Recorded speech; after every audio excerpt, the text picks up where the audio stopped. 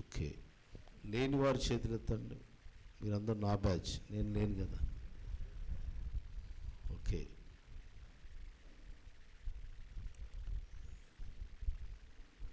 దేవుని వాక్యంలోకి వెళదాం. చిన్న ప్రార్థన చేసుకు. అందరి హృదయాలను ఎరిగిన ప్రభువా, మీ దాసులు జోనాథాన్ గారికి మీరు అనుగ్రహించిన ఈ పరిచర్యలో బాబు ఎబెనేజర్ గారి ద్వారా ఈ స్థలానికి మమ్మల్ని నడిపించినందుకు స్తోత్రాలు. నీ ప్రజలు నీ ఆవరణలో చేరి ఉన్నారు దేవా.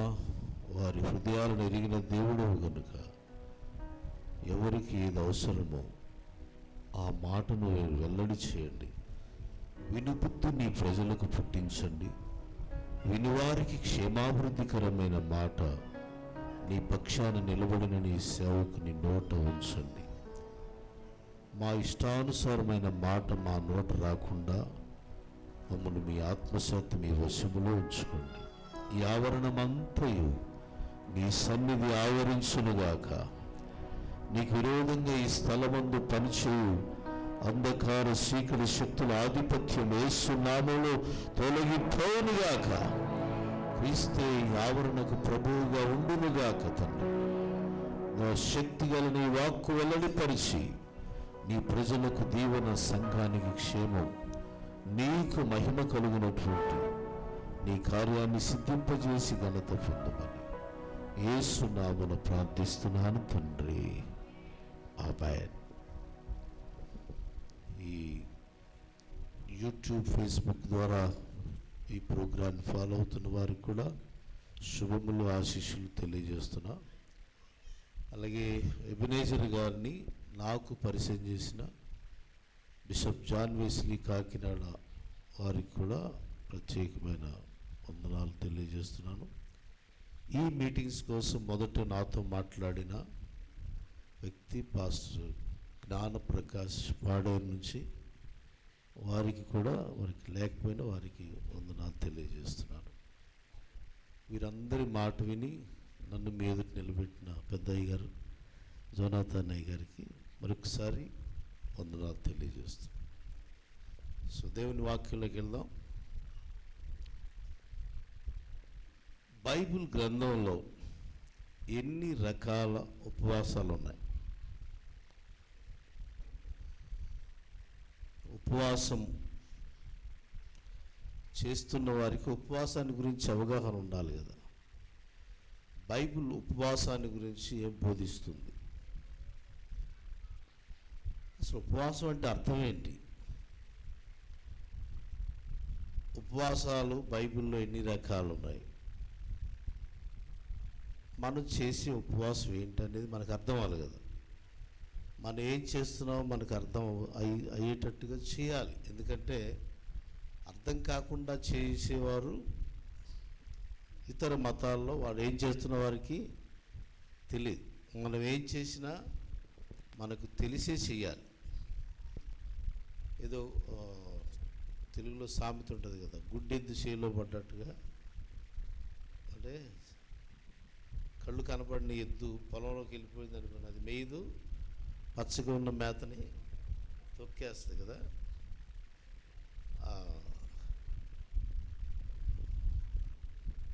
ఇప్పుడు మనందరం ఉపవాస ప్రార్థన ప్రతి సంవత్సరం చేస్తుంటాం, ప్రతి వారం చేస్తాం. కొంతమంది ప్రతి నెల చేస్తారు. సంవత్సరానికి ఒకసారి పాస్టర్ గారు ఇలాగా ఉపవాస కూటాలు ఏర్పాటు చేస్తారు. అసలు బైబిల్లో ఎన్ని రకాలైన ఉపవాసాలు ఉన్నాయి? అసలు మనం ఉపవాసం ఎందుకు చేయాలి? ఈ విషయాలు మీతో ఈరోజు మాట్లాడతాను. వీలైతే ఈ రెండు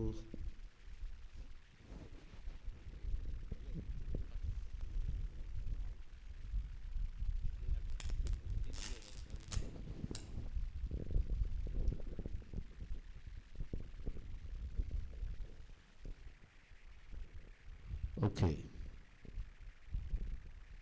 మీకు తెలిసిన విషయం అన్నట్టు చెప్తారా? సరే, నేనే చెప్తాను. నేను చెప్తే నువ్వెందుకు అక్కడ నిలబడడం అన్నట్టు చూస్తున్నాను కదా మీరు.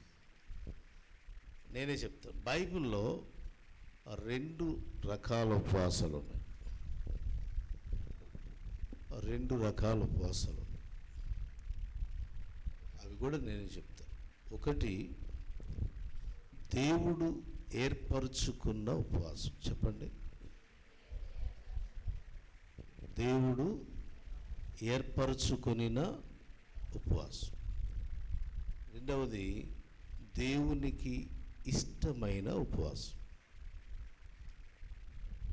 చెప్పండి, ఎన్ని రకాలు ఉన్నాయి? 2 రకాలు చెప్పండి. దేవుడు ఏర్పరచుకొనిన ఉపవాసం, దేవునికి ఇష్టమైన ఉపవాసం. ఇది నోటి మాటతో చెప్తే సరిపోదు కదా, రిఫరెన్స్ చూపించాలిగా. యెషయా గ్రంథం 58వ అధ్యాయం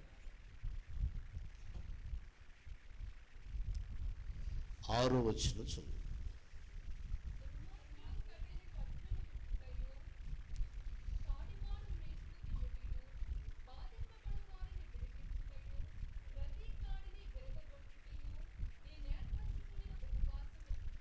అండర్లైన్ చేసుకున్నమాట. నేను ఏర్పరచుకొనిన ఉపవాసం. ప్రభు తెలియజేస్తున్న మాట ఏంటంటే, నేను ఏర్పరచుకొనిన ఉపవాసం. ఎంతమందికి అర్థమైంది? ఏర్పరచుకొనిన ఉపవాసం. రెండవ ఉపవాసం కూడా చెప్పాలి కదా.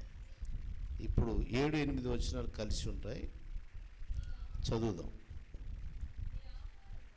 నీ ఆహారము ఆకలిగొనిన వానికి పెట్టుటయు, నీ రక్త సంబంధికి ముఖము తప్పింపకుండుటయు, దిక్కుమాలిన బీదలను నీ ఇంట చేర్చుకునుటయు, వస్త్రహీనుడు నీకు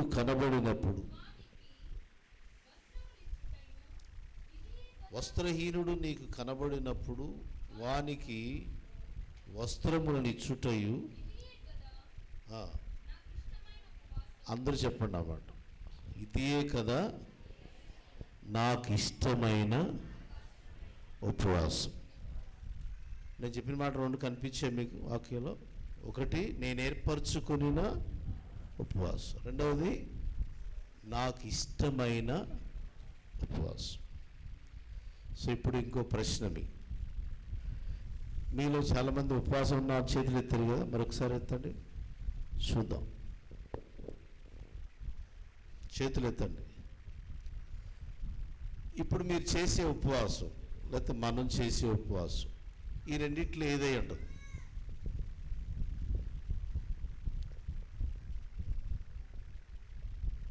బ్రదర్స్ మీరందరూ వింటున్నారా? ఒక్కళ్ళు చేతిలో ఉపవాసం ఉన్నట్టుగా. బ్రదర్స్లో ఉపవాసం ఉన్న చేతులు ఎత్తండి. ఎవరు లేరా? మీరందరూ నా పార్టీలో ఉన్నారు. ఇది స్త్రీల ఉపవాస ప్రార్థన అనౌన్స్ చేయలేదు కదా. బ్రదర్స్ కూడా ఉపవాసాలు చేయొచ్చు కదా. రైట్. మీరిప్పుడు చేసే ఉపవాసం దేవుడు ఏర్పరచుకున్న ఉపవాసమా, దేవునికి ఇష్టమైన ఉపవాసం?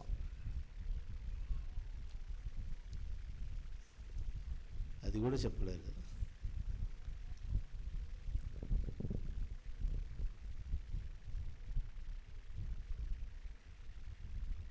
ప్రియులారా, మీరు ఇప్పుడు చేసే ఉపవాసం దేవునికి ఇష్టమైన ఉపవాసము కాదు, దేవుడు ఏర్పరచుకున్న ఉపవాసం. అది మీకు అర్థం కావాలంటే రెండిటికి మధ్య తేడా మీకు అర్థం కావాలి. దేవుడు ఏర్పరచుకున్న ఉపవాసం అంటే ఏంటంటే, ఎస్తేరు గ్రంథంలోకి మనం వెళ్తే, ఎస్తేరు గ్రంథంలో 4వ అధ్యాయం 15వ వచనం ఒకసారి చూడండి.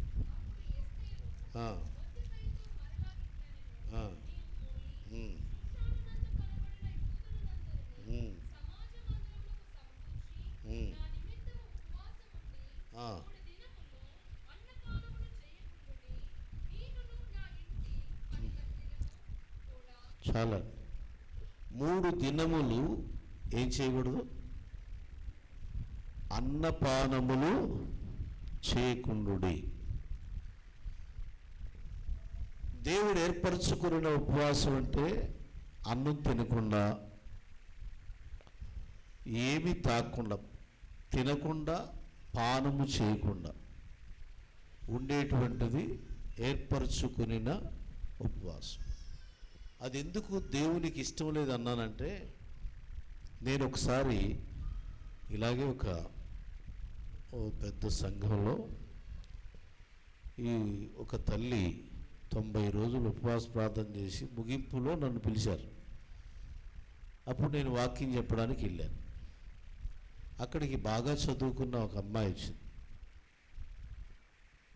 మధ్యలో బ్రేక్ నేను ఉపవాసం గురించి మాట్లాడిన తర్వాత ఆ అమ్మాయి నా దగ్గరికి వచ్చి, అంకుల్ మీరు చెప్పిన మాట ప్రకారం అయితే దేవుడి కంటే మా అమ్మాయి మంచిది అన్నాడు. తల్లి కంటే తండ్రి కంటే మిన్నగా ప్రేమిస్తాడు దేవుడు అని చెప్తారు కదా, మీరు చెప్పిన మాట ప్రకారం నేనేం చెప్పానంటే, ఉపవాసం చేయకపోతే పాపం. అది కూడా మీకు కూడా చెప్తాను ఆ విషయం. ఉపవాసం చేయకపోతే అది కూడా పాపమే. అది మీకు అర్థమయ్యేటట్టు చెప్తాను. అమ్మాయి అంది, మా అమ్మ దేవుని కంటే ఎక్కువ నన్ను ప్రేమిస్తుంది. ఎందుకంటే నేను ఎప్పుడైనా ఇంత చదువుకున్నాను, పీజీ కూడా పూర్తి చేసుకున్నాను, నేను పిహెచ్డీ చేస్తున్నాను. ఇప్పటికీ నేను ఒక పూట భోజనం చేయకపోతే మా అమ్మ బతిలాడి గోరుముద్దలు వెంటబడి మరి ఆమె తినిపిస్తుంది. ఒక్క పూట తినకపోయినా ఊరుకోదు. మా అమ్మకు నేనంటే అంత ప్రేమ. మరి బైబిల్ ఏమంటుంది? ఉపవాస దినము ప్రతిష్ట చేయండి. యోవేలు గ్రంథం 1వ అధ్యాయం 14 యోవేలు గ్రంథం 1వ అధ్యాయం 14 ఏమనుంది? ఉపవాస దినము ప్రతిష్ట చేయండి, వ్రత దినము ఏర్పరచండి. వ్రత దినం ఉపవాస దినమును ప్రతిష్ట